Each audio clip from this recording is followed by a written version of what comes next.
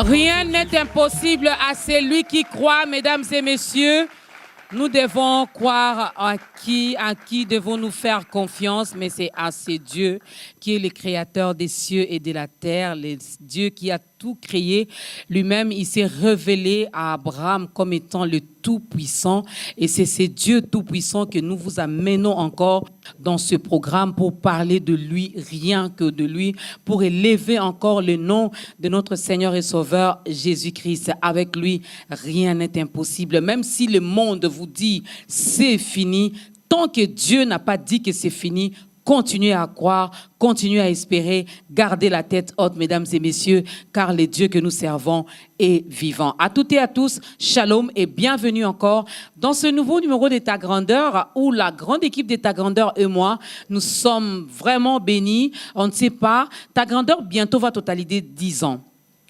Mais depuis tout ce temps, ils n'ont jamais cherché à passer dans ce programme, je ne sais pas. Aujourd'hui, ils vont nous le dire. Pourquoi avoir attendu si longtemps? Or, il parle bien de la part de Dieu. Alors, Dieu a décidé, vu que c'est lui qui est le maître de temps et des circonstances, il a dit aujourd'hui, allez-y, bénissez mon peuple, nourrissez mon peuple avec la parole qu'il a déposée en eux. Moi, je nous souhaite bon appétit et je nous demande déjà de prendre nos Bibles, nos stylos, nos calepins ou agenda ou cahiers, je ne sais pas ce que vous allez utiliser pour écrire, parce que c'est un culte que nous rendons à Dieu. Et Dieu nous parle tantôt d'une manière, tantôt d'une autre.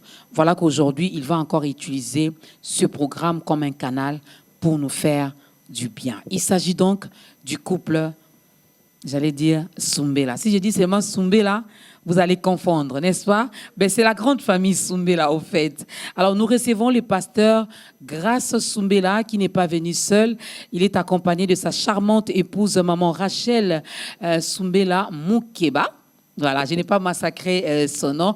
C'est rare, hein? C'est rare de voir les hommes de Dieu se promener comme ça avec leurs femmes. Famille Soumbela. Respect à vous. Alors, pasteur, shalom, bienvenue. Maman Dorcas, shalom. Tout va bien? En tout cas, Dieu fait grâce. Pourquoi avoir attendu? Bientôt, l'année prochaine, on va totaliser 10 ans. Oui. Mais vous savez, Maman Dorcas, que la Bible dit que il y a un temps pour tout. Et je crois que notre temps, c'est peut-être maintenant.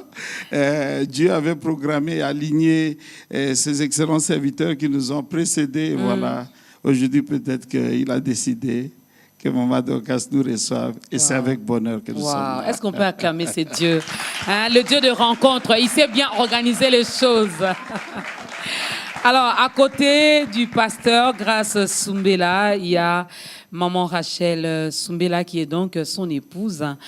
Bienvenue, maman, dans ce programme. Merci. Merci beaucoup, maman Dorcas. Ça vous arrive tout le temps d'accompagner votre mari comme ça? Oui, tout le temps. Je suis tout le temps à côté de lui. Donc, vous n'avez rien à faire alors? Ce n'est pas Parce que les mamans pasteurs ont toujours des programmes. Ah non, je n'aurai pas le temps. Ah non, je n'aurai pas le temps. On voit toujours les papas seuls. Il faut avouer qu'être avec lui est prioritaire, mais je range mes programmes après le programme de l'accompagner, après le fait de l'accompagner. Donc, c'est prioritaire d'être avec lui. Si toutes les mamans pasteurs, toutes les épouses pouvaient faire ça. Je vais mettre ça finalement dans les conditions pour passer dans Ta Grandeur. Wow. Homme de Dieu, marié, ne venez pas sans votre épouse. Oh. Non, je l'ai dit pour vous taquiner. Mais en tout cas, moi, je suis bénie. Moi, je suis bénie. J'espère que toute la grande équipe est bénie aussi. Ça fait plaisir. Lorsqu'on voit papa, on voit maman. Lorsqu'on voit maman, on voit papa. Et ça fait du bien.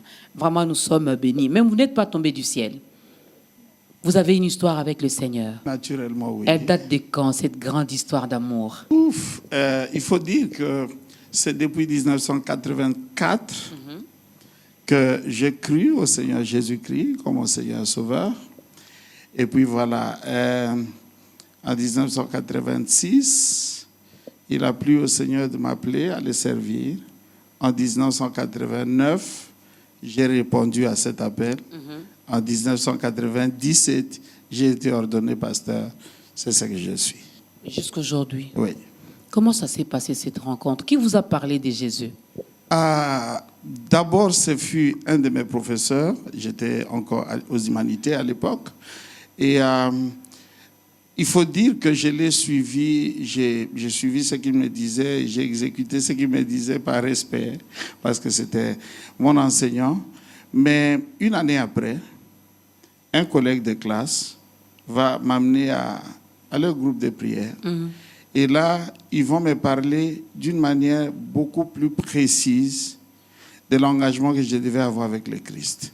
Et c'est ce jour-là, c'était un jeudi, autour de 16 heures. Wow. C'était ce jour-là que finalement, je me suis rendu à Dieu. Et voilà, jusqu'à présent, je peux apprécier la décision que j'avais prise ce jour-là. Pas de recul, pas de regret? En tout cas, non. Dieu m'a fait grâce de pouvoir m'engager une fois pour toutes. Ça, c'est bien. Et c'est vrai, à un moment, il y avait un peu comme un ralenti.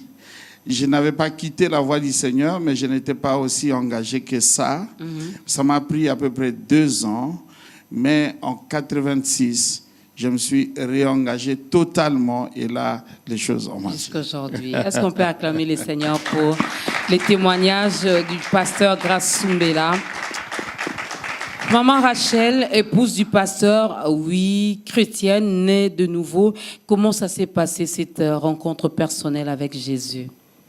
C'est en 92, un lundi de septembre. Il faut avouer que j'ai rencontré le Seigneur d'une manière particulière. Né dans une famille chrétienne, on allait à l'église, une grande église de la place. Je me retrouve au maquis et là, j'écoute un cantique. Donc, je n'ai pas rencontré personnellement quelqu'un qui est venu me parler du Seigneur. Et si vous permettez, je peux donner le nom du cantique et dire qui a chanté. Par coïncidence, heureuse coïncidence, c'est le cantique de ma belle-sœur, Maman Lily. Ok. C'est le cantique Nehema Golgotha. J'écoute après mon temps d'études et tout de suite, c'est autre chose qui se passe dans mon cœur. D'abord, j'apprécie que ce soit une jeune fille qui chante pour le Seigneur. J'ai été aussi jeune fille et qui chante avec tout son cœur. Je ne comprenais pas les cantiques, mais au fond de moi, je sentais que c'était un bon cantique qui disait des bonnes choses. Et après, je me renseigne, mon père, on me dit Nehema Golgotha, la grâce de Golgotha. Okay. J'essaie de fouiller un peu pour savoir ce que ça dit. Je comprends vraiment que c'est un cantique qui m'appelle à me confier au Seigneur, à donner ma vie au Seigneur. Et cette nuit-là, je me suis agenouillée, j'ai dit à Dieu, j'ai été à l'église avec mes parents. C'est le Dieu de mes parents que je servais ou que je rencontrais à l'église. Maintenant, je voudrais rencontrer le Dieu de ma vie. Et c'était parti jusqu'à présent. Il n'y a pas eu de dérapage un peu? Par la grâce de Dieu. Parce qu'être jeune fille, ce n'est pas facile. Hein? Par la grâce de Dieu, non. Par la grâce de Dieu, non. J'ai eu un bon parcours avec le Seigneur grâce à Dieu. Et nous y sommes. Et pour essayer d'aller plus loin avec mon témoignage, je ne regrette pas. Au contraire, je regrette les temps que j'ai passés sans le Seigneur parce que j'avais 18 ans à l'époque. Alors les 17 premières années sans le Seigneur n'étaient pas autant meilleures que le temps que j'ai passé avec le Seigneur jusqu'à présent. Wow. On acclame pour le Seigneur. Alors, avant que je ne dévoile notre thème et qu'on commence avec les tout premiers cantiques, juste une question de curiosité. Ça fait combien de temps vous êtes mariés? C'est la 23e année. Ok, félicitations à vous. Merci. Merci, Maman Dorcas. Alors, comment ça s'est passé? À l'église. Ok. C'est le pasteur qui épouse sa brebis. C'est ce que je peux dire. Ah, moi je croyais qu'à l'époque il était encore frère et puis il regardait la sœur. Oui, d'abord frère et ça n'a pas traîné tout de suite pasteur. Ok. Ok. Et le pasteur a dit non, je ne veux pas aller en dehors de la bergerie. Moi c'est dans la bergerie. Oui. Pour vous amuser un peu, il est mon pasteur assistant parce que je suis fille de l'apôtre Jean-Baptiste. Okay. Alors il vient assister son frère et voilà. En jetant un coup d'œil quelque part. Bon, je sais pas. Et vous n'avez pas dit non, hein? Ah oui, j'ai dit non pendant une année. J'ai beaucoup souffert, Maman Dorcas. J'ai longtemps attendu ces oui. La patience paye, hein, pasteur? Et ça paye. Bien payé d'ailleurs. On acclame pour les seigneurs, mesdames et messieurs. Voilà, c'est la 23e année qu'ils sont ensemble. C'est une grâce. c'est vraiment une grâce. Le pasteur Grace Sumbela a une grâce avec son épouse. Ils sont ensemble. Ils sont parents de plusieurs également, donc je vois, et les enfants biologiques et spirituels. Donc, nous sommes vraiment bénis. Alors, je garde encore mon thème pour moi, parce que moi, j'ai déjà le thème, je le garde encore pour moi. Hein, ben, si ça me fait plaisir, je vais vous les dévoiler après ce cantique.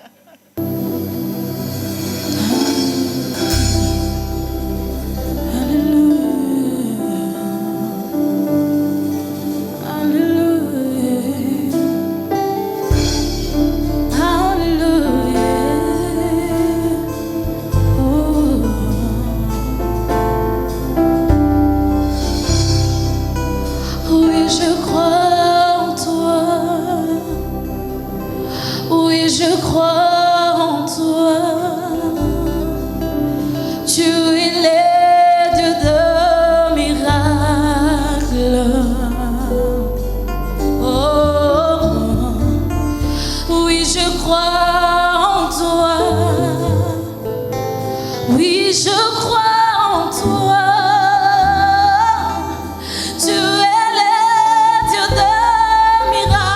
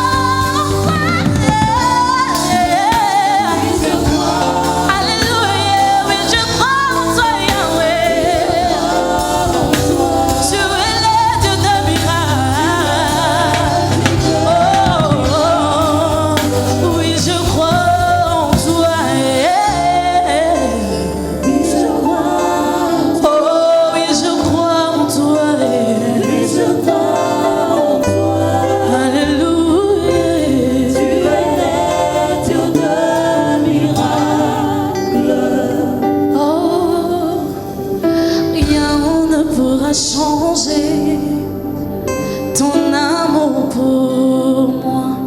Tu m'as toujours aimé sans relâcher ton amour. N'abandonne pas. Bien que je sois parfait, tu es fier de moi. Rien ne pourra changer ton amour pour moi. Aucune tempête ne m'arrêtera. Au milieu de vent, je reconnais les sons de ta voix m'appeler à toi. Tu traverserais les mers. Si je me noyais,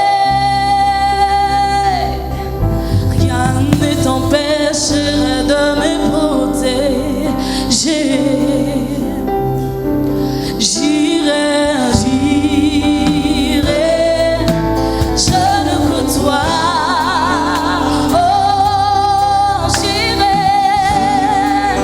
je le côtoie. Oh, en toutes les circonstances.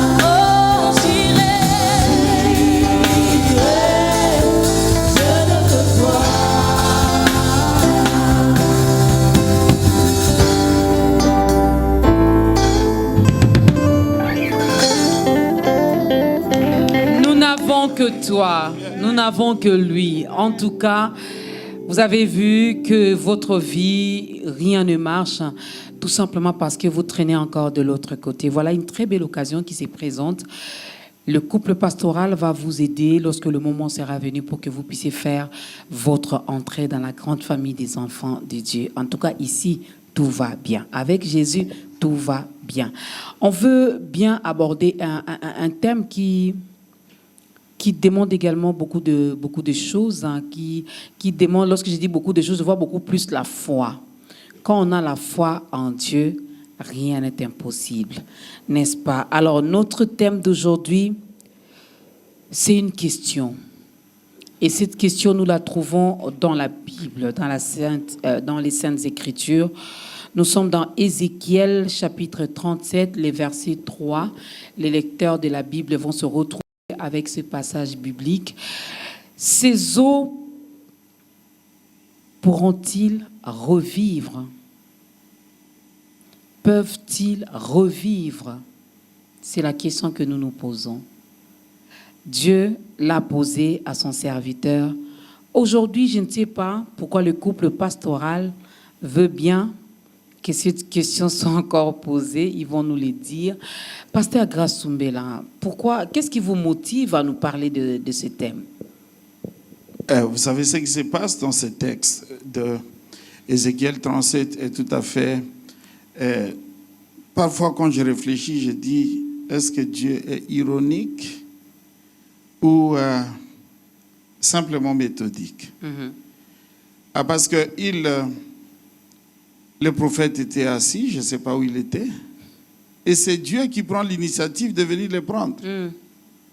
Et il dit, accompagne-moi, on va faire une balade. Et il le transporte. Le prophète peut-être n'était pas totalement d'accord de cette balade. Alors Dieu le transporte. Et il l'amène au milieu d'une vallée. Une vallée, en fait, c'est une dépression. Et il l'amène au milieu de cette vallée et il le fait considérer une situation. En fait, la vallée n'était pas vide.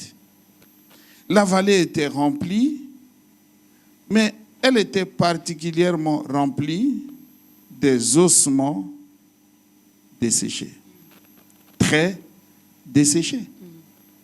Et Dieu, pour vraiment se convaincre que le prophète a bien vu, la Bible dit, il l'amène tout autour, tout près, pour qu'il considère les choses de près.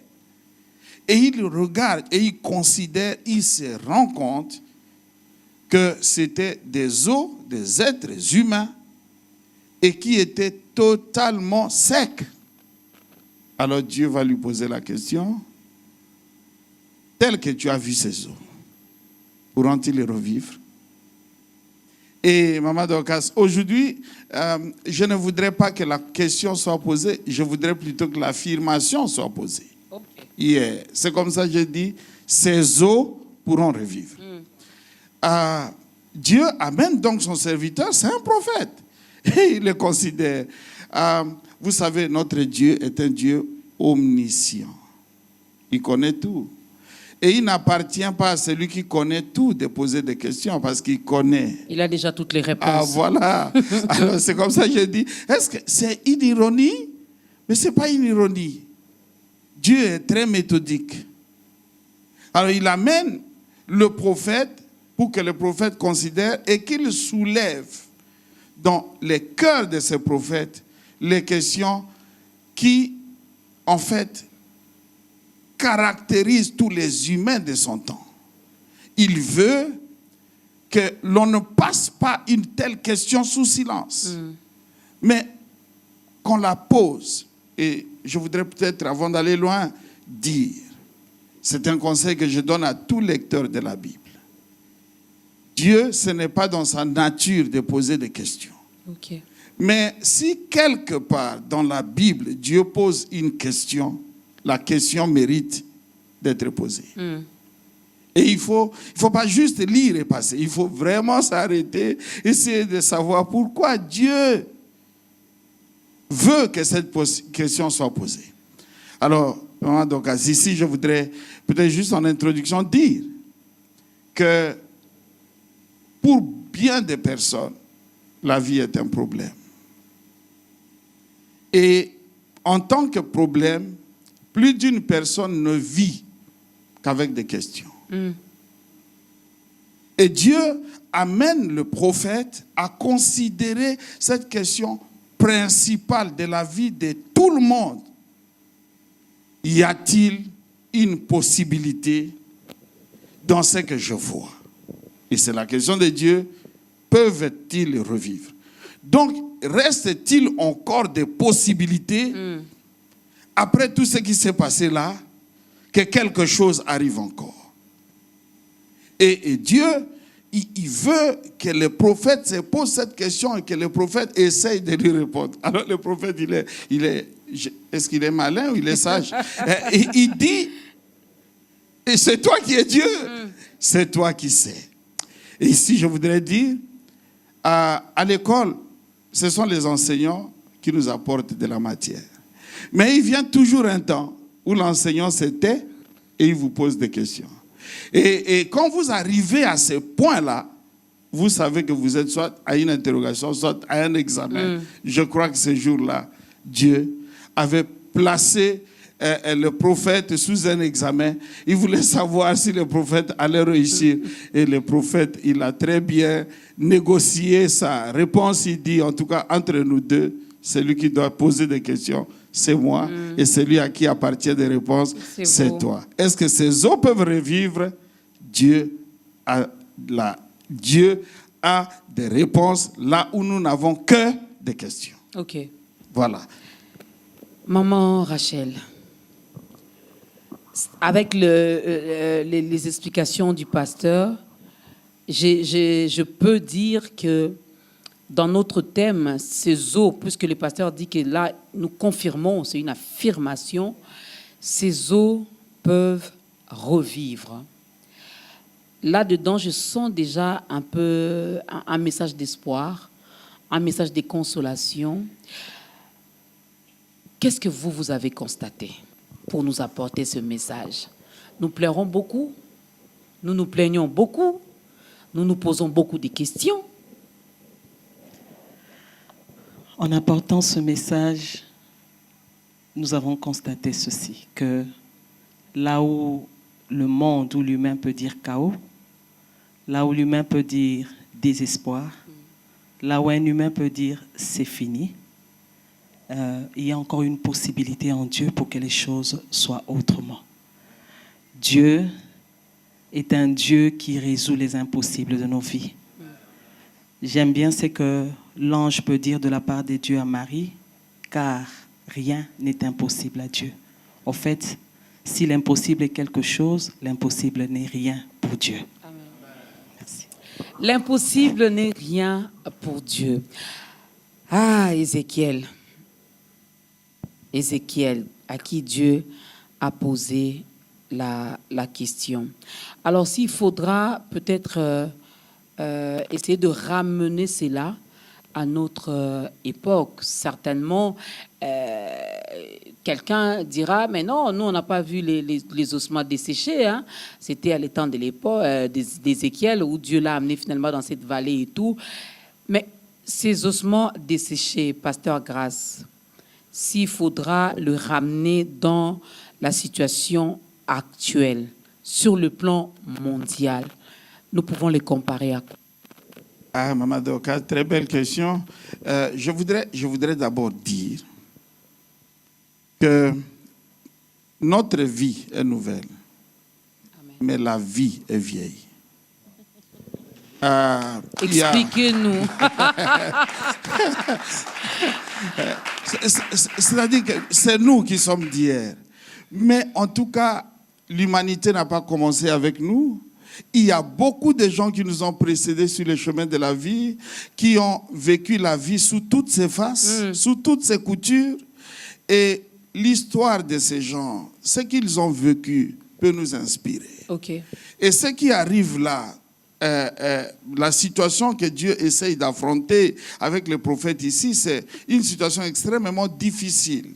Parce que son peuple de Dieu, a été amené en captivité, en exil. Et Dieu l'a permis. Donc, il a perdu son territoire et il se trouve à Babylone.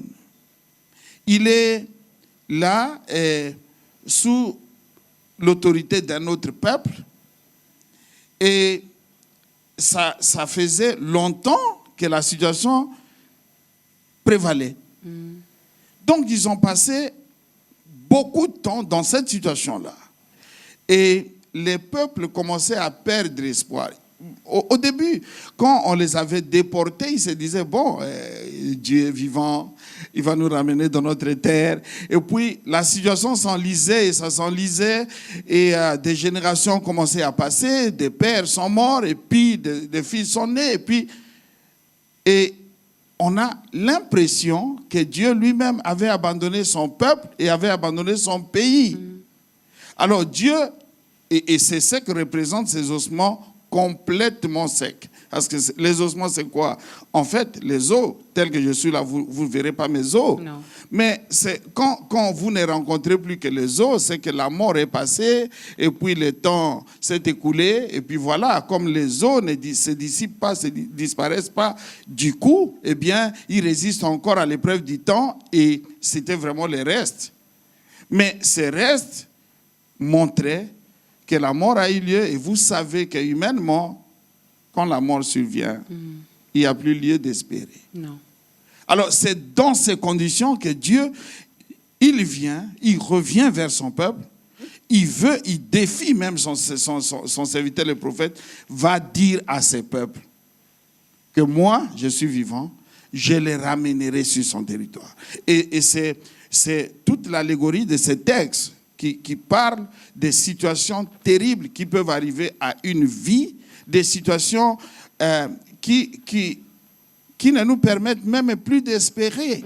Mais Dieu dit, contre toute espérance, et ici je dirais même contre toute désespérance, moi Dieu, je suis capable de vous ramener dans ce pays. Et c'est ce que Dieu essaye d'établir dans cette image-là.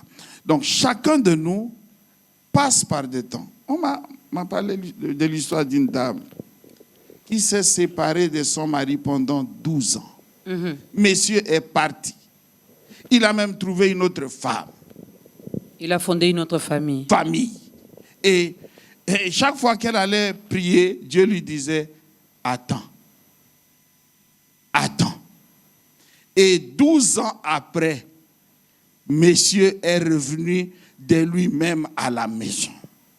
Et il dit, madame, je ne sais pas qu'est-ce qui m'avait pris. Malheureusement, il y a toujours des choses qui prennent les gens. Je ne sais pas. Mais pourquoi Dieu aussi permet que ces choses prennent les gens vraiment? Mais vous voyez, Dieu nous a créés tellement libres. Il respecte notre liberté. Et donc, nous sommes responsables dans la liberté, dans notre liberté. Nous sommes responsables de ce que nous sommes et de ce que nous faisons. C'est ainsi qu'une telle faute ne peut pas être attribuée à Dieu, mais rester l'apanage de l'humain qui l'a commise. Donc cet homme, 12 ans après, est revenu à son épouse et dit, pardonne-moi, je ne sais pas qu'est-ce qui m'avait pris, mais accepte-moi, je reviens. Donc des situations perdues, où il n'y a même plus lieu d'espérer quoi que ce soit. Il ne faut pas oublier. Jésus-Christ est venu chercher et sauver ce qui était perdu. Je voudrais dire à quelqu'un, tu as peut-être perdu la santé, tu as peut-être perdu l'argent, tu as peut-être perdu dans tes affaires, tu as peut-être, je ne sais pas. Mais peu importe le temps, Dieu est toujours capable de ramener quelque chose qui était perdu, les ramener à la surface. Et c'est ce que ce texte essaye de nous dire. Non, je voudrais dire à quelqu'un, ne désespère pas trop. Si Dieu existe, il reste encore une possibilité. Oh, si Dieu existe, comme Dieu existe, parce que nous le savons, nous croyons que notre Dieu est vivant, donc ne désespère pas. Dans la réponse d'Ézéchiel, je ne sais pas si le couple pastoral va me contredire ou confirmer ce que je vais dire. Je sens quand même il y a également la foi là-dedans. C'était une façon également pour Ézéchiel de manifester sa foi du genre moi je ne peux pas, mais toi tu peux. N'est-ce pas, pasteur? En tout cas, c'est vraiment ce qu'il convient d'affirmer. Et vous savez, quand vous êtes devant Dieu, la seule monnaie qu'il faut utiliser, c'est la foi. Il a dit, crois seulement. Et moi, je me dis, en fait, tout est compliqué autour de nous. Presque tout est compliqué dans la vie. L'unique chose simple, c'est de croire. Alors, je voudrais dire à quelqu'un, crois. Même si tu ne sens pas, même si tu ne sais pas, même si tu ne vois pas comment, mais si c'est Dieu qui est impliqué dans la chose, crois seulement. Alors, le prophète, il dit à Dieu, puisque tu es Dieu, face à des situations comme celle-là, toi, tu sais. Et quand... j'aime parfois donner cet exemple, l'exemple d'un cardiologue, un chirurgien cardiologue. Il était à la maison. Et son enfant était en train de jouer, quand tout à coup il a poussé un cri, il est tombé. Et de son œil de spécialiste, il a regardé son enfant, il a tout de suite reconnu un problème cardiaque. Alors, il a regardé, et il a réfléchi. Je vais le prendre, je vais l'amener à l'hôpital, on va préparer la salle d'op et tout. Ça va me prendre à peu près combien de temps? En tout cas, plus de 30 minutes, d'une heure, je ne saurais pas récupérer le cœur de cet enfant. Maintenant, je fais quoi? Alors, il bondit de sa chaise et il va à la cuisine. Maman, donc, tu ne peux pas imaginer, il va à la cuisine faire quoi?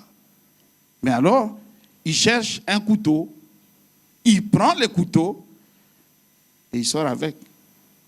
Son épouse le regarde. Qu'est-ce qu'il veut faire? Et il vient et il plante le couteau sur le cœur de l'enfant. Et je ne sais pas ce qu'il faut penser de ces messieurs. Mais alors, il plante le couteau. J'imagine la réaction de la maman. Oui. Ah oui. Alors, il plante le couteau et il prend l'enfant. Il le met derrière, dans la banquette arrière et il démarre sa voiture en trompe vers l'hôpital. Alors, bon, la maman monte dans la voiture quand même, mais elle ne comprend pas du tout qu'est-ce qui se passe. Maman Dorcas, quand nous sommes avec Dieu, parfois les méthodes de Dieu nous dépassent. On ne comprend pas Dieu veut quoi, pourquoi il fait ça, mais qu'est-ce qui se passe? Alors, il amène et entre-temps, il appelle l'hôpital, préparez pour moi la salle d'op, ainsi de suite. Et dès qu'il arrive, l'enfant est transféré à la salle d'op et bien, on fait la chirurgie et puis on réussit quand même à faire répartir le cœur de l'enfant. Alors, c'est après qu'il explique. Il dit tel que j'avais vu que si je pouvais seulement prendre l'enfant et l'amener à l'hôpital, le cœur se serait durci. Je n'aurais pas pu récupérer ce cœur. Mais en faisant une incision sur le cœur, on pouvait suturer. Donc, on pouvait suturer. Alors, j'ai pratiqué ce qui était possible. Et c'était pour sauver l'enfant. Et il dit, si je n'avais pas fait ça, je n'aurais pas gardé ce cœur, ces muscles-là, en état. Il aurait durci et ce serait trop tard pour moi. Alors, si ces spécialistes avaient fait ça, c'est parce qu'ils connaissaient le cœur. Ils savaient, dans cette circonstance, qu'est-ce qu'on peut faire. Alors, vous voyez, c'est un peu ce que le prophète dit ici. Dieu, même dans une situation telle qu'il ne reste plus que des os secs, il n'y a plus de muscles, il n'y a plus de chair, il n'y a plus de peau, il n'y a plus de ligaments, il n'y a plus de moelle épinière, il n'y a plus rien. Mais bon, toi tu es Dieu. Vous savez que la Bible dit qu'au dernier jour, tous ceux qui sont morts seront ressuscités. Il faut être Dieu pour expliquer comment ça se fera. Mais il est tellement spécialiste, il va le faire. Il sait, lui, Voilà. il sait. Il sait. Lui, il sait comment il va le faire. Ouais.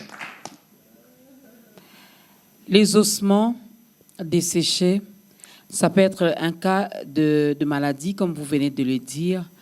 Vous avez fait 23 ans. Le Seigneur a permis que vous vous mariez, que vous soyez ensemble, que votre épouse vous accompagne également dans cet appel.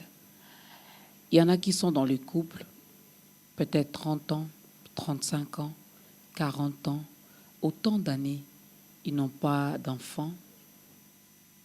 Ils prient, ils ont la foi, mais il n'y a rien. Alors je me permets de poser cette question. Est-ce dans sa souveraineté que Dieu permet que telle chose arrive? Puisqu'il est Dieu, il peut tout changer en un clin d'œil. Mais pourquoi il ne le fait pas pour ce genre de couple, dans ce genre de problèmes, de situations? C'est quoi le message qu'il veut transmettre aux autres?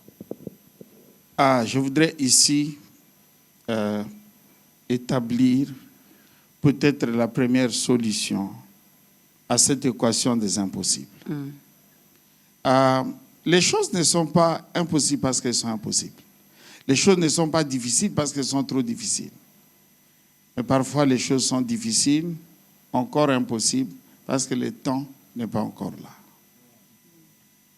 Donc, à Saint-Just, je prêchais dans une église et j'ai pris un enfant, un bébé, fille, bébé. Elle n'avait pas une année. Et j'ai posé la question, est-ce que cet enfant, cette dame ici, peut concevoir et enfanter? Tout le monde dit non. C'est encore un enfant. Elle a tout d'une femme. Mais il faut lui donner du temps. Et parfois, les choses sont impossibles simplement parce que le temps n'est pas encore là. Et en matière de temps, notre temps n'est pas toujours le temps de Dieu. Jésus a dit aux gens, à ses frères qui voulaient, il dit, qui étaient en train de les narguer pratiquement. Il dit, mais toi tu veux être connu, alors monte à Jérusalem, que tout le monde te connaisse. Il dit, non, vous, votre temps est toujours là. Moi, mon temps n'est pas encore arrivé. Nous avons notre temps, c'est le temps Chronos. Dieu a son temps, c'est le temps Kairos. Et voyez ce qui se passe dans la vie de Sarah, d'Abraham et de Sarah. Combien d'années ce couple est resté dans la stérilité? Mais Abraham et Sarah, Abraham est père de la foi, et Sarah n'a pas moins cru. Mais ils sont restés... Eux, au moins, ils avaient une parole quand même qui les accompagnait. Ils avaient une promesse. Abraham, à qui Dieu avait fait cette promesse, savait, même si Sarah a voulu un peu aider Dieu d'une autre manière, mais Abraham avait la promesse. C'est une chose, mais moi, donc, je voudrais peut-être me poser cette question à haute voix. Est-ce que la promesse que Dieu a faite à Abraham s'est arrêtée avec Abraham? La promesse que Dieu a faite aux stériles d'autrefois subsiste pour les stériles d'aujourd'hui. Okay. Et quand je lis ma Bible, je suis, c'est vrai, très défié, mais aussi très encouragé de voir une vieille dame comme Sarah concevoir dans sa vieillesse. Elle était vieille de chair, mais elle a conçu juste à temps.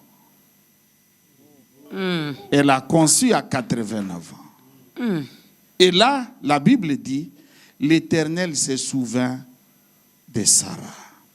Je prie Dieu aujourd'hui, à haute voix, que Dieu se souvienne de ces couples qui sont restés 20 ans, 30 ans, en train d'attendre une chose, que Dieu se souvienne de ces couples. Et la Bible dit, ce n'est pas arrivé avant, ce n'est pas arrivé après, c'est arrivé au temps fixé. C'est le temps de Dieu. Et je voudrais vraiment encourager les gens qui nous suivent et leur dire, les choses ne sont pas impossibles parce qu'elles doivent l'être. Mais peut-être simplement parce que le temps n'est pas encore là. Peut-être que je devais encore essayer d'approfondir ce que j'ai dit. Vous savez, nous sommes restés l'humanité est restée très longtemps dans les ténèbres, jusqu'à ce que Thomas Edison invente cette histoire. Et les nuits sont devenues des jours. Donc un jour est arrivé et il a changé le cours de l'histoire. Je crois que certaines choses ont peut-être trop duré, mais il y a un jour et ça ne durera plus. Il y a un jour et ça ne restera plus le même. Le secret ici, c'est le secret du temps. Et vous avez dit quelque chose de très important. Abraham avait la promesse, Sarah aussi. Peut-être que des personnes qui sont en train de lutter avec des problèmes de ce genre doivent s'approcher de Dieu. Doivent peut-être aussi s'approcher des hommes de Dieu. Parce que si quelque chose te dépasse, il y a des gens que Dieu a établis juste à côté de nous. Nous devons le voir. Une prière n'est jamais de trop. Et ça fait mal à personne. Alors si tu sens que ta foi est éprouvée, tu n'arrives plus parce que le temps pour toi est passé, associe-toi à d'autres personnes. Trouve quelqu'un d'autre qui peut encore croire fraîchement pour toi. Il pourra t'aider, il pourra prier avec toi. Et qui sait si Dieu ne pourra pas répondre. Il faudra croire. Nous allons prendre notre deuxième cantique avant de poursuivre avec les questions.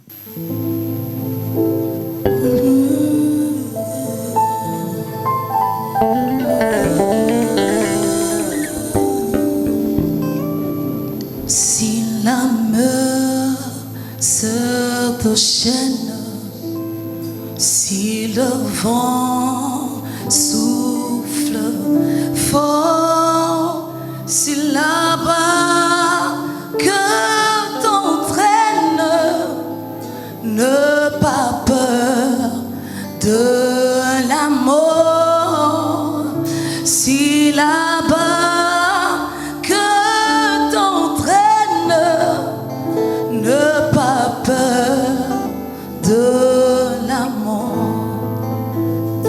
Si l'âme se déchaîne, si le vent souffle fort, si là-bas que t'entraîne, ne pas peur de la mort.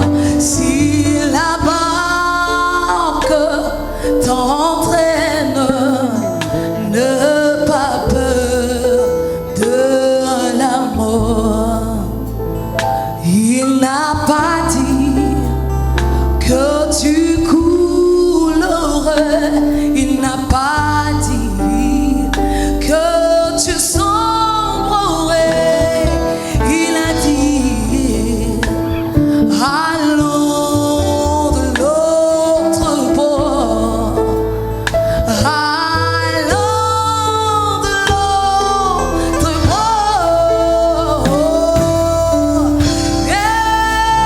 S'il n'a pas dit que tu coulerais, il n'a pas dit que tu sombrerais, il a dit allons de l'autre bord. Oh, allons sur l'autre bord.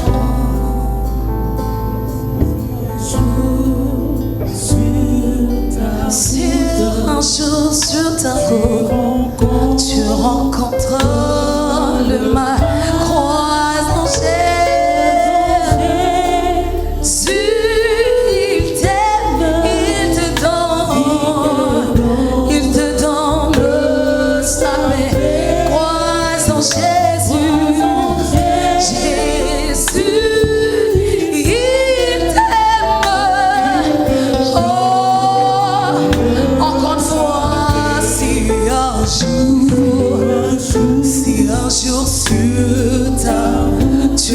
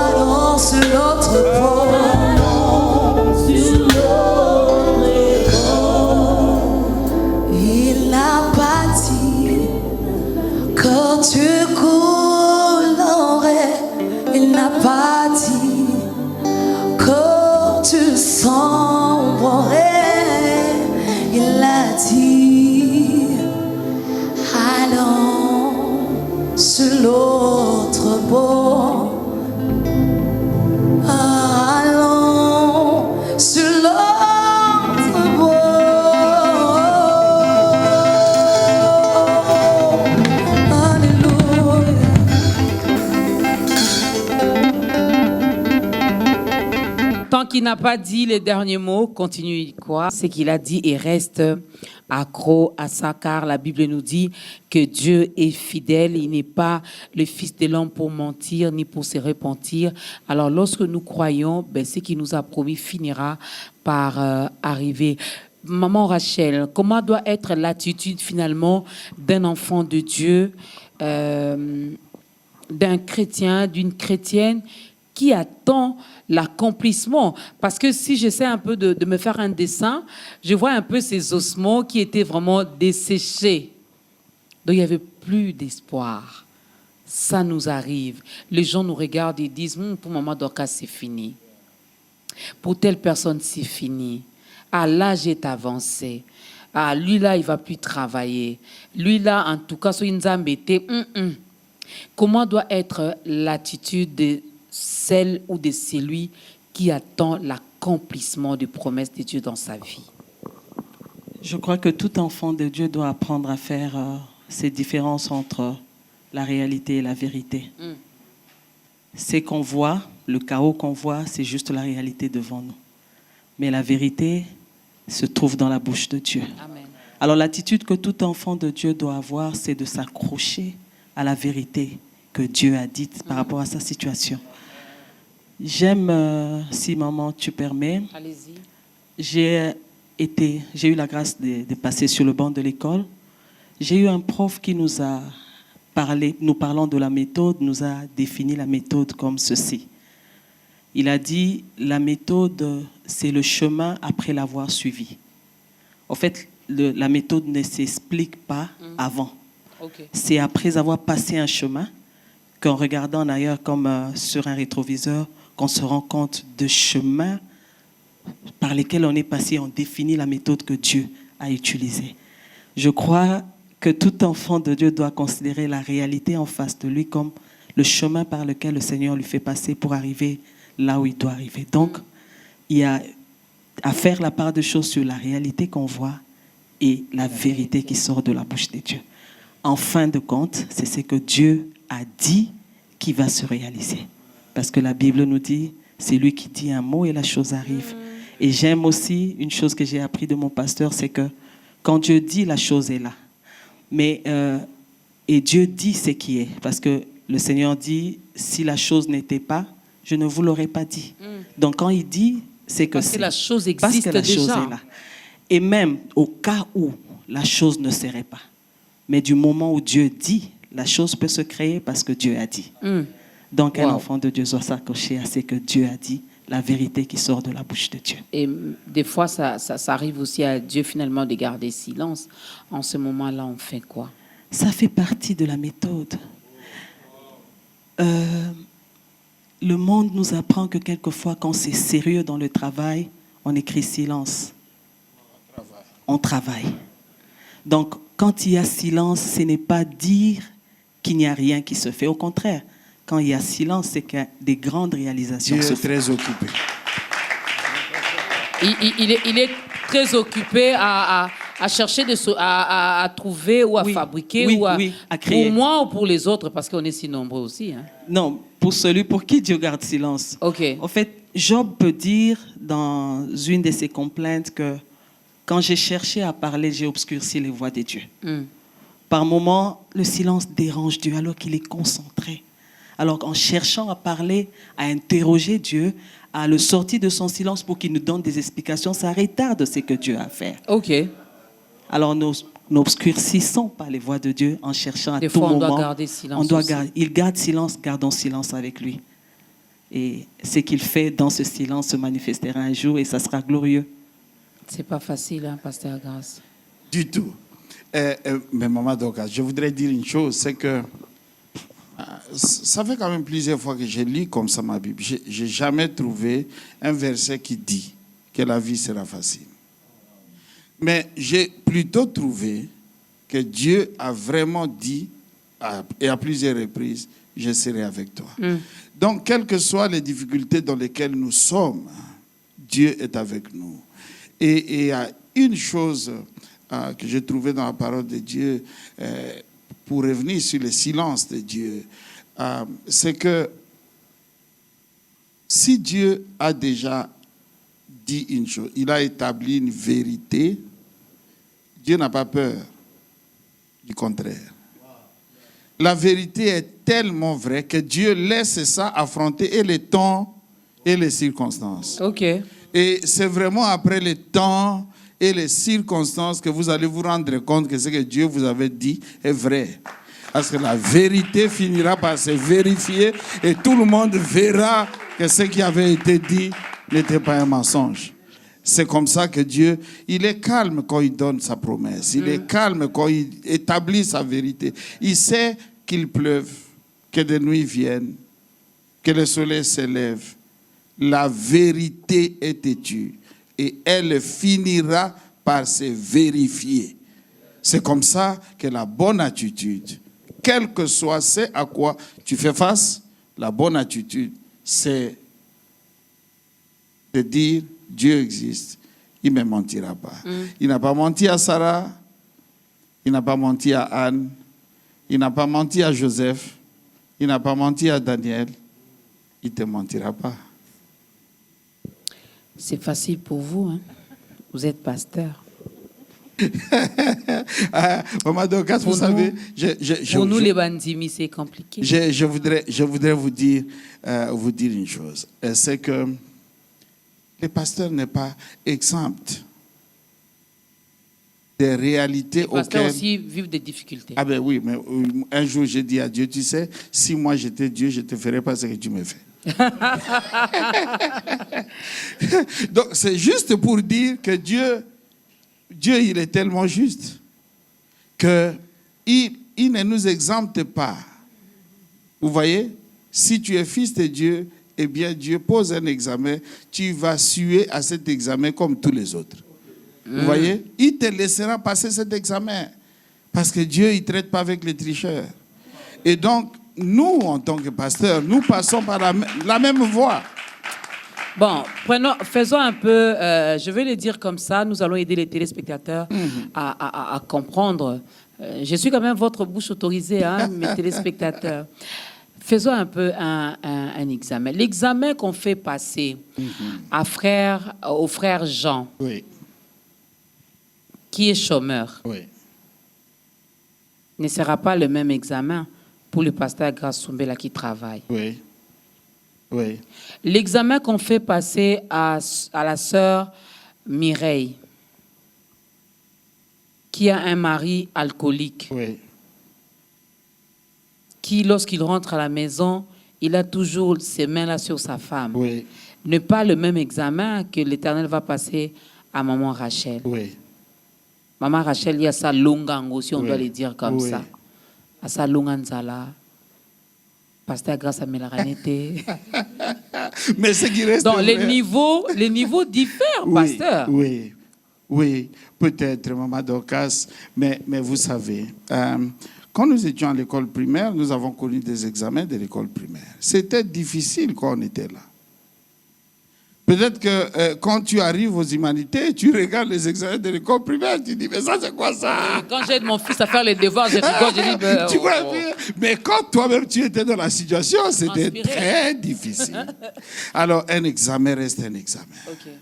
Et c'est toujours peut-être encourageant de savoir que quand vous êtes à l'école et qu'il vous arrive des temps d'examen, vous savez que la prochaine étape, c'est une classe supérieure si vous réussissez. Donc ça, c'est quelque chose qui encourage. Je passe par un examen, mais je sais que si je passe cet examen avec succès, je ne resterai plus là. Et donc, je voudrais encourager quelqu'un, peu importe la difficulté dans laquelle tu te trouves, de te dire que cette difficulté ne sera pas dernière. Je voudrais encore croire, je voudrais encore m'engager avec Dieu. Je suis en train d'explorer ces hauteurs dans lesquelles les autres vivent déjà. Et mon épouse me dit, elle me dit toujours quelque chose elle m'a dit quelque chose qui m'a beaucoup édifié un jour. Elle m'a dit, il faut dire à Marie que la situation qui est difficile, donc quand elle se pose la question, comment ces choses se feront-ils, il faut dire à Marie qu'Élisabeth est déjà passée par là. Donc, Élisabeth... Témoignage de l'autre. Oui, les témoignages d'Élisabeth devraient pouvoir nous encourager. Si tu as appris que Dieu a déjà aidé quelqu'un dans une situation similaire, tu es en droit de croire parce que Dieu ne fait exception de personne. Personne. Ah, il est Dieu, il est Dieu, il est Dieu. Pasteur Grace, regardez un peu votre caméra. Certes que cette personne est hospitalisée, ça va faire peut-être autant de jours, autant de semaines, autant de mois, autant d'années. Il y en a même à qui les médecins ont dit « Rentrez carrément chez vous à la maison. Vraiment, nous ne pouvons plus rien faire. » Moi, je connais un cas, j'ai un cas dans ma famille. J'ai un cousin qui a le cancer. Il est à la maison parce que les médecins ont dit « C'est fini. » Là, il commence déjà à perdre ses cheveux. On a fait la chimiothérapie, mais les médecins ont dit non, il y avait une erreur, il faut recommencer toutes les 8 séances. Et ça coûte, vous savez comment ça coûte. Finalement, il est chez lui avec son papa, il est rentré.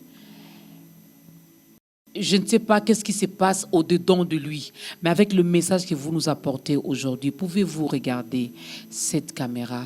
Qu'est-ce que vous pouvez dire à cette personne qui commence déjà à voir que mais je commence à perdre toute la chair, je commence à voir mes os, mais qu'est-ce qui se passe? Je perds mes cheveux. Qu'est-ce que vous pouvez dire à cette personne? 2 choses spécialement. La première, Dieu existe et il peut toujours faire quelque chose, quelle que soit la gravité de ton cas. Nous avons, une fois on était dans un pays et un couple est venu nous voir. C'était un jeune couple, s'était marié il y a quelques années et ils s'aimaient beaucoup. Et nous, en parlant avec eux, ils sont venus nous apporter des médicaments pour la tante de l'épouse qui était ici chez nous et qui priait avec nous. Et moi aussi, au lieu de me taire, j'ai dit oh mais apparemment vous n'avez pas encore d'enfants, vous ne voulez pas encore avoir des enfants, vous voyez. Quand j'ai posé cette question, j'ai vu que madame a baissé la tête et elle a pleuré. J'ai regretté de n'avoir pas gardé silence. J'ai dit, j'aurais dû. Et vraiment pour essayer de décrisper la situation, j'ai dit non, mais écoutez, est-ce qu'on ne peut pas prier? Parce que Dieu, il peut toujours aider, il peut toujours aider. Et je dois avouer, maman Dorcas, que je ne priais pas parce que je croyais.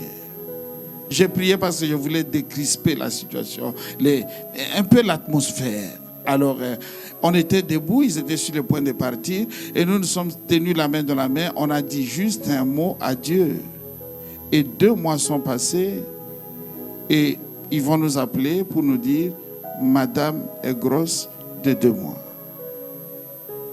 Je ne croyais pas mes oreilles parce que je ne sais pas si j'avais une foi particulière. Mais ce que je veux établir, c'est que Dieu existe. Et ça, c'est vraiment Dieu qui l'a fait. Donc, Dieu existe. Et aucune situation n'est irréversible pour Dieu. Il peut toujours. Avec Dieu, ce n'est pas un problème de moyens. C'est un problème de volonté. S'il veut, il peut le faire. Alors, ma prière, que le Seigneur veille de faire grâce dans cette situation. Même si tu es déjà au niveau des soins palliatifs, que Dieu veille de faire grâce pour que tu deviennes un témoignage présent dans cette génération, que Dieu est capable de te récupérer. La deuxième chose que je voudrais dire, Dieu, il nous permet de passer par des temps, par des situations. Parfois parce qu'il veut que nous puissions apprendre la vie autrement.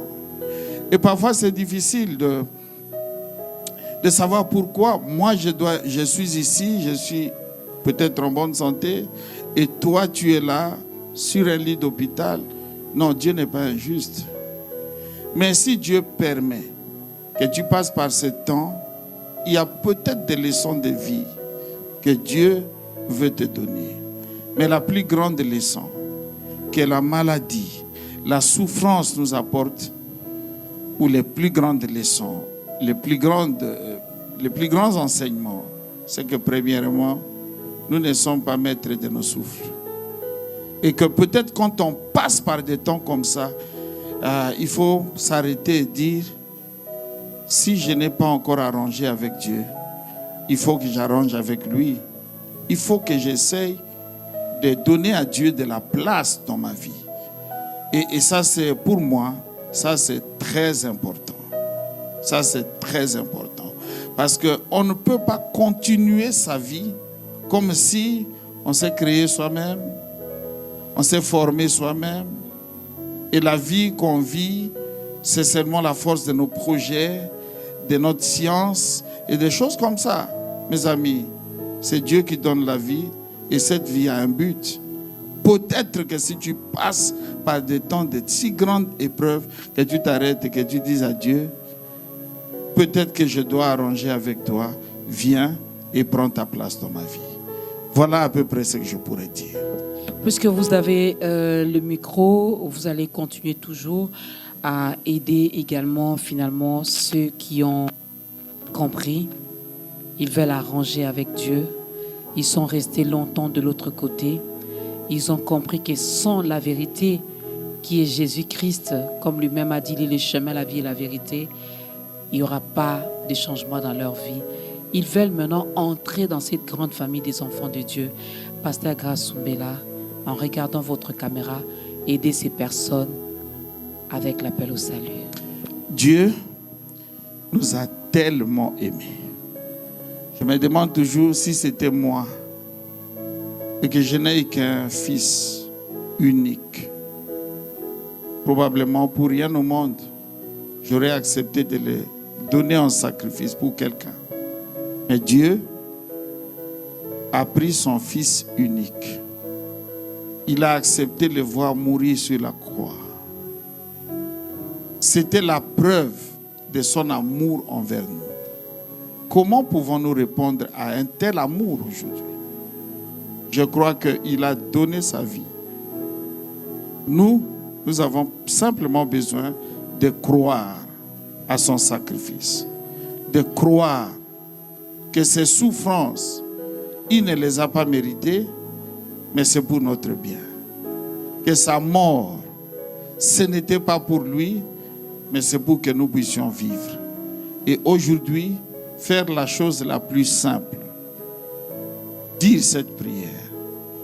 Seigneur Jésus, je crois que la croix que tu as embrassée, sur laquelle tu es mort, c'était pour moi. Que tu as été traité comme un pécheur pour que le vrai pécheur que je suis soit sauvé.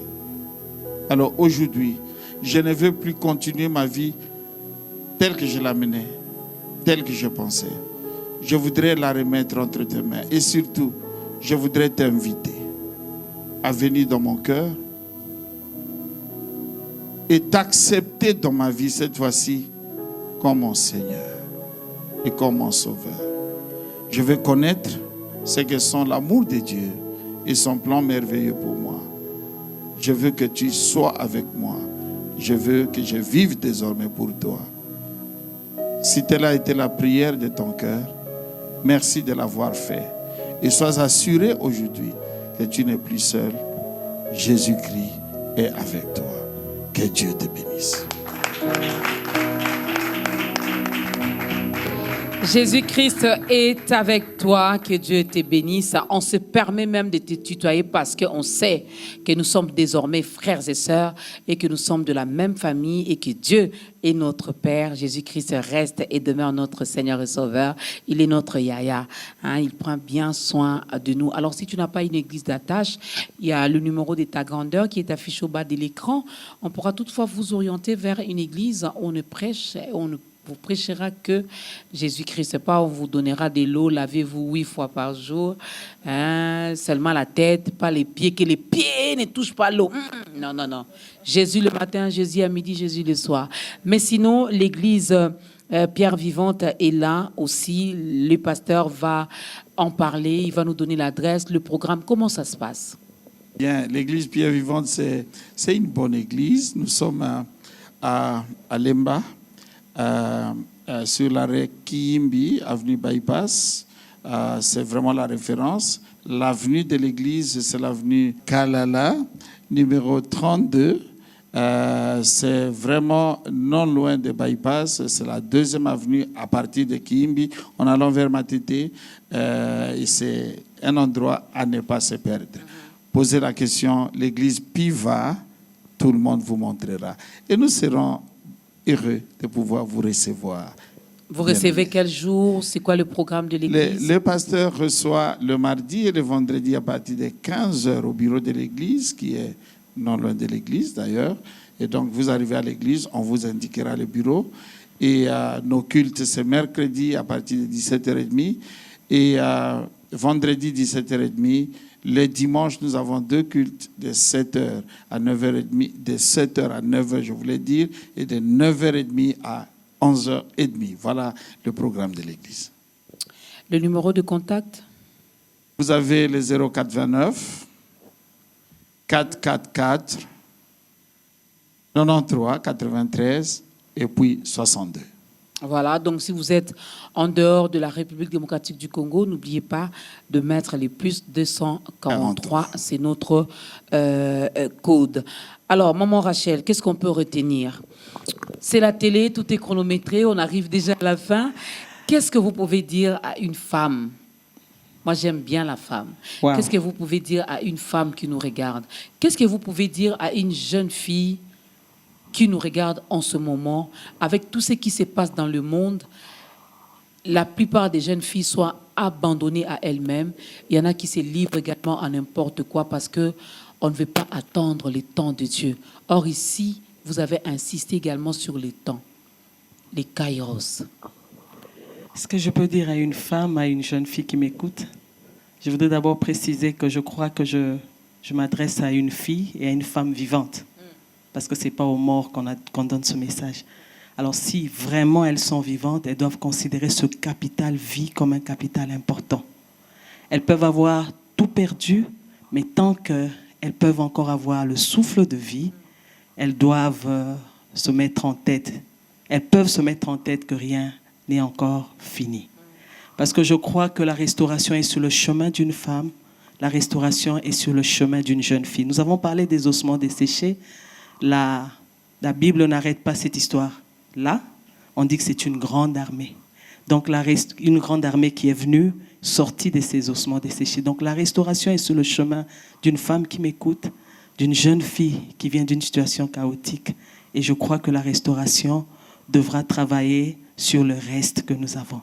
Nous avons perdu notre dignité, nous avons perdu de l'argent, nous avons tout perdu, mais il y a un reste, c'est la vie. Et c'est sur cette vie que la restauration viendra. Qu'elle garde encore la foi, ça ira et ça finira par marcher. Waouh, ça ira et ça finira par marcher. Un grand merci à la chorale et aux hommes de Dieu qui ont accompagné le couple pastoral. Je me bien aussi dire à un cœur, comme maman Rachel l'a dit, il y avait une suite. Méditez Ézéchiel 37, il y avait une suite. Vous pouvez avoir tout perdu. Même ses ossements avaient tout perdu. Donc quand on dit tout était sec, c'était sec. Les ossements desséchés. C'est ce que la Bible nous dit. Mais après, non seulement c'était desséché, lorsque vous lisez également, il y avait des parties qui étaient... Donc on avait du mal à reconstituer, à remettre ensemble, parce que le pied de Dorcas était de l'autre côté, la main de l'autre côté. On ne pouvait pas savoir ça, c'est la tête de maman Dorcas, là ce sont ses orteils. Non, mais avec Dieu, tout est possible. Il a rassemblé tout ça et c'était une grande armée. Qu'est-ce que les hommes ont dit? Qu'est-ce que ta famille a dit? Comment ta famille te considère? Comment ils t'ont surnommé? Gardons nos regards fixés vers l'Éternel. Il n'y a que lui qui peut faire revivre encore ce qui était mort ou morte dans nos vies. La restauration, oh oui, Dieu est capable de restaurer vos vies. Que Dieu vous bénisse. Merci à la grande équipe d'État Grandeur. Merci à vous, chers auditeurs, chers internautes, chers fidèles téléspectateurs de BioOne Télévision. Je ne cite que ceux-là parce qu'il y en a qui nous regardent via les réseaux sociaux, qui nous suivent à la radio, BioOne FM, la 87.8 MHz et aussi à la télé BioOne. Nous vous aimons. Nous vous aimons et Dieu vous aime beaucoup. Merci beaucoup. Nous avons été bénis. Il y a encore de l'espoir pour nous qui sommes en vie. Tu es en vie, marche tête haute. Ça n'est fini. Lèvons-nous, recevons la bénédiction du pasteur Grasumbela et la chorale va nous proposer un cantique où nous allons danser pour la gloire de Dieu.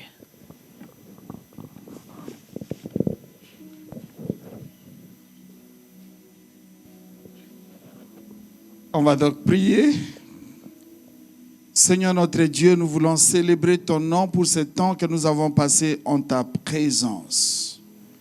Nous voulons proclamer que tu es le grand Dieu, éternel notre Père. Toute grandeur est mesurable, la tienne ne l'est pas. Nous voulons t'élever au-dessus de toutes les situations qui nous tracassent, qui nous dérangent, qui nous embêtent.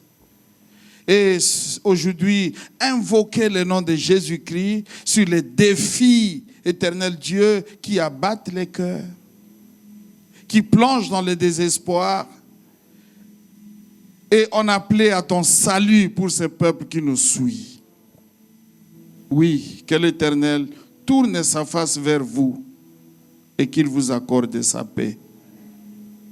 Que l'Éternel fasse lui sa face sur vous et qu'il vous accorde son secours, son réconfort, sa consolation, sa guérison, son miracle.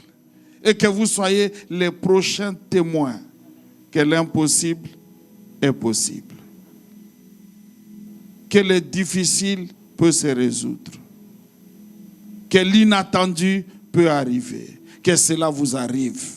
À partir de maintenant, au nom de Jésus-Christ le Seigneur, nous avons prié et avec foi, nous disons Amen. Amen.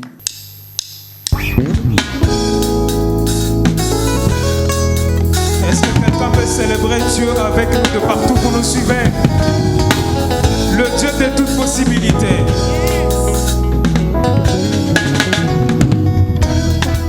Mon papa est fidèle, il ne m'abandonne jamais. Je n'ai plus rien à craindre, car Yahweh m'a libéré. Mon papa est fidèle, il ne m'abandonne jamais. Je n'ai plus rien à craindre. Rien à craindre, Car Yahweh m'a libéré. Chantons mon papa est fidèle, il ne m'abandonne jamais. Je n'ai plus rien à craindre. Rien à craindre, car Yahweh m'a libéré. Pouvons dire, je suis dans la joie. Je suis dans la joie, une joie immense. Je suis dans l'émotion, car Yahweh m'a libéré. Je suis dans la joie, je suis dans la joie, une joie immense.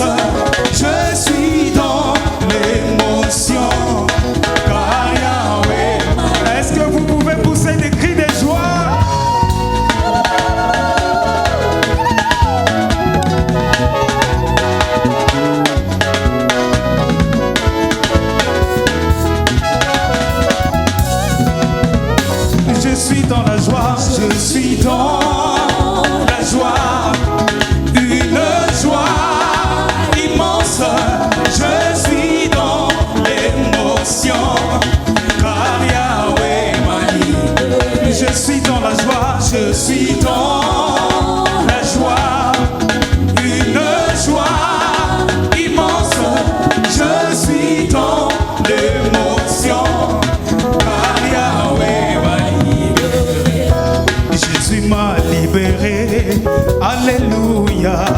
je suis dans la joie.